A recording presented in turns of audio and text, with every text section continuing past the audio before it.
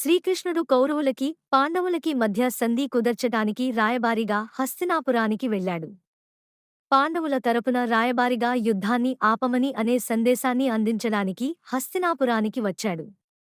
హస్తినాపురం కోట మొత్తం పూలతో, బంగారు నాణాలతో, శ్రీకృష్ణుని మెడతాళాలతో ఆ కోటలోకి ఆహ్వానించారు.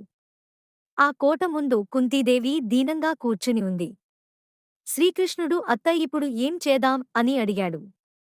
అప్పుడు కుంతీదేవి ధర్మం జరగడానికి ఏం చేయాలో నీకు తెలుసుగా కృష్ణ అదే చెయ్యి అని చెప్పింది. అప్పుడు కృష్ణుడు నేను యుద్ధం ఆపడానికి వచ్చాను. ధర్మరాజుకి యుద్ధం జరగడం ఇష్టం లేదు అని చెప్పాడు. ఇప్పుడేం చేయాలో చెప్పు అని అడిగాడు. నువ్వు యుద్ధం జరుపుతావో ఆపుతామో నీ ఇష్టం కాని ఇక్కడ నుంచి తిరిగి వెళ్ళేటప్పుడు నా కొడుకులుకి ఒక సందేశాన్ని పంపించు. ధర్మరాజు ధర్మం ధర్మం అని నా కొడుకుల్ని ఈ స్థితికి తీసుకువచ్చాడు. మిగిలినవాళ్లు అన్నమాట శాసనంగా ఇలా బ్రతుకుతున్నారు. ద్రౌపది ఎలా చెప్తే అలా వినమని నా కొడుకులకు చెప్పు. ఆమె మాట వింటేనే అందరికీ విముక్తి అని సమాధానం చెప్పింది. సరే అని కృష్ణుడు కోటలోనికి వెళ్ళాడు. ఆ కోటలో ఉన్న వాళ్లంతా శ్రీకృష్ణుడు ఏం చెప్పబోతున్నాడు అని అందరిలో ఉంది. శ్రీకృష్ణుడు సరాసరిగా దుర్యోధన దగ్గరికి వెళ్లి తన దుర్యోధన నేను పాండవుల తరపు రాయబారిగా వచ్చాను. ఎన్నో లక్షల మంది ప్రాణాలు వాళ్ల కుటుంబాల కోసం అడుగుతున్నాను ఈ యుద్ధాన్ని ఆపు అని అడిగాడు. ధర్మరాజు ఇంద్రప్రస్థతో కూడిన 5 నగరాలని వాళ్లకి ఇస్తే యుద్ధాన్ని విరమించుకుంటారు అని చెప్పాడు. వాళ్ళు నీ సామ్రాజ్యంలో సగభాగం కూడా అడగట్లేదు. కేవలం 5 నగరాలు మాత్రమే అడుగుతున్నారు. అది నీకు భయపడి అనుకుంటున్నావా? వాళ్ళు తలుచుకుంటే ఈ సామ్రాజ్యం మొత్తాన్ని జయించగలరు. ధర్మరాజుకు కోపం వస్తే ఎలా ఉంటుందో తెలుసా? కాని ధర్మరాజు ధర్మం ధర్మం అని ఇలా ఉన్నాడు. అందుకని యుద్ధం ఆపే దుర్యోధన అని అన్నాడు. ఇది అంతా విన్న దుర్యోధనుడు పక్కనే ఉన్న కర్ణుడి వైపు ఒక చూపు చూశాడు. అప్పుడు కర్ణుడు నేనున్నాను దుర్యోధన అని సైగ చేశాడు. అప్పుడు దుర్యోధనుడు ధైర్యం తెచ్చుకుని చాలించు కృష్ణ ఈ హస్తనాపురానికి వచ్చి నా శత్రువుని పొగుడుతున్నావు. నువ్వు శాంతి దూతగా వచ్చినట్లు లేదు యుద్ధం జరిపించాలని ఖచ్చితంగా నిర్ణయించుకుని వచ్చినట్లు ఉంది. ఏమన్నావు? పాండవులకు 5 నగరాలు కావాలా? 5 నగరాలు కాదు 5 ఊర్లు కూడా ఇవ్వను.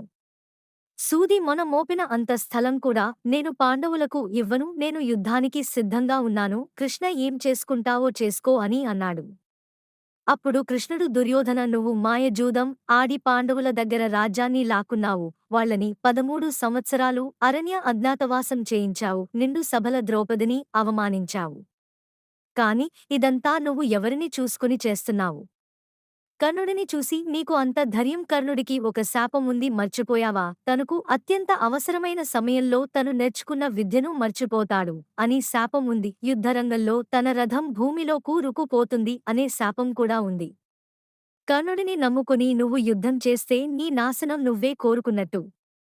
దుర్యోధన అని సమాధానం ఇచ్చాడు. ఇప్పటికైనా యుద్ధం విరమించు దుర్యోధన అని కృష్ణుడు చెప్పాడు. అప్పుడు పక్కనే ఉన్న గాంధారి తన కొడుకు అయిన దుర్యోధనుని యుద్ధం ఆపి సంధి కుదుర్చుకో. వాళ్లని 4 దిక్కుల 4 రాజ్యాలు ఇవ్వు. అప్పుడు నీ రాజ్యానికి వాళ్లు కాపలాగా ఉంటారు అని చెప్పింది. అప్పుడు దుర్యోధనుడు లేచి తన నడుముకు ఉన్న కత్తిని తీసి అసలు పాండవులకి ధైర్యమే నువ్వు అసలు నిన్ను అంతం చేస్తే పాండవుల యొక్క ధైర్యం కోల్పోతుంది. కర్ణ శ్రీకృష్ణుని అంతం చేద్దాం అని అన్నాడు. అప్పుడు శ్రీకృష్ణుడు మీరు నన్ను అంతం చేస్తారా అని తన యొక్క విశ్వరూపం చూపించాడు. అప్పుడు ధృతరాష్ట్రుడు కృష్ణ ఒకసారి నాకు కంటి చూపు ఇవ్వు. నీ యొక్క విశ్వరూపం నాకు చూడాలని ఉంది అని అన్నాడు. అప్పుడు శ్రీకృష్ణుడు తథాస్తు అని అన్నాడు. వెంటనే ధృతరాష్ట్రుడికి కళ్ళు కనిపించాయి. శ్రీకృష్ణుడు యొక్క విశ్వరూపంలో ఈ మూల్లోకాలు లక్ష్మీదేవి, శ్రీ మహావిష్ణువు యొక్క ఆదిశేషుడు అందరినీ చూసి మైమరిచిపోయాడు. చాలు కృష్ణ విశ్వరూపం చూసిన ఈ కళ్లతో నాకు ఇంకేమి చూడాలని లేదు. నాకు వచ్చిన ఈ కళ్లని మరలా తీసై కృష్ణ అని అన్నాడు. తనకి మళ్లీ కళ్ళు పోయేలా చేసి దుర్యోధన ఇప్పటికైనా నీ యుద్ధాన్ని ఆపు అని చెప్పి అక్కడ నుండి వెళ్లిపోయాడు.